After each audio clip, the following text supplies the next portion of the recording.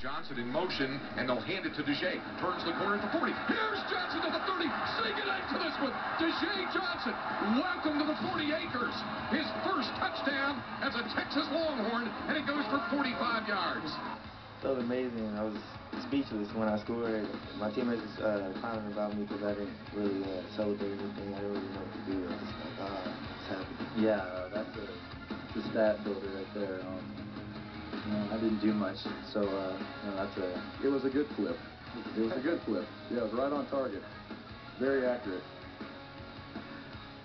It is a forward flip, so that goes down as a reception for DeJay Johnson all the way to the end zone. As you tell us how this happened, also tell us how there was the jersey switch from 21 to 27 for DeJay. When guys are on special teams, you can't have two guys on the field with the same number. You can have two guys on the team with the same number.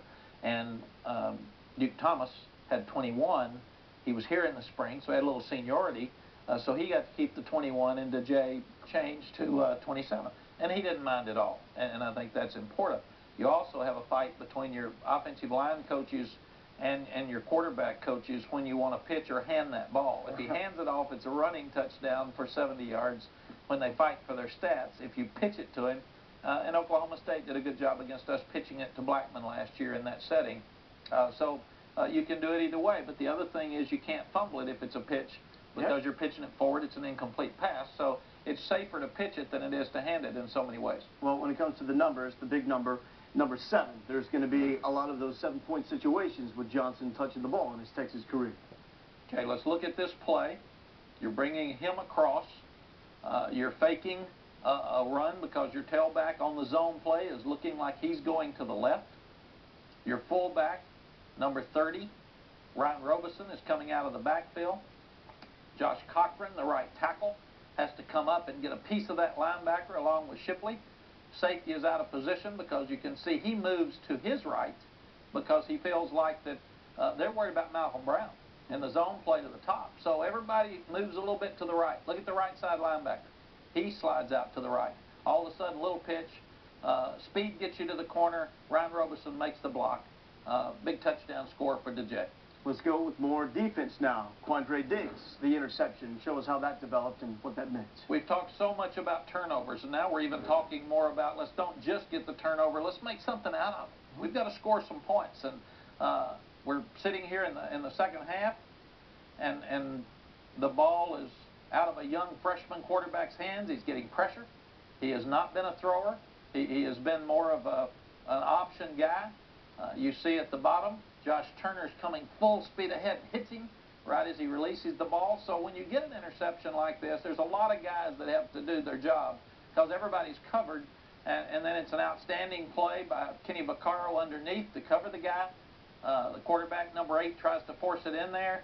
Quandre's actually got the receiver that's deep to the outside, but he's got such playmaking ability. He can look back inside and see the throw and come off of his guy and still make the play. The other thing that wasn't noticed on this play is look who your deep safety is. The middle safety is DeMarco Cobb. Good call. Manny's got his safeties up around the line of scrimmage. He's putting pressure. He's man-to-man with the corners and the safeties.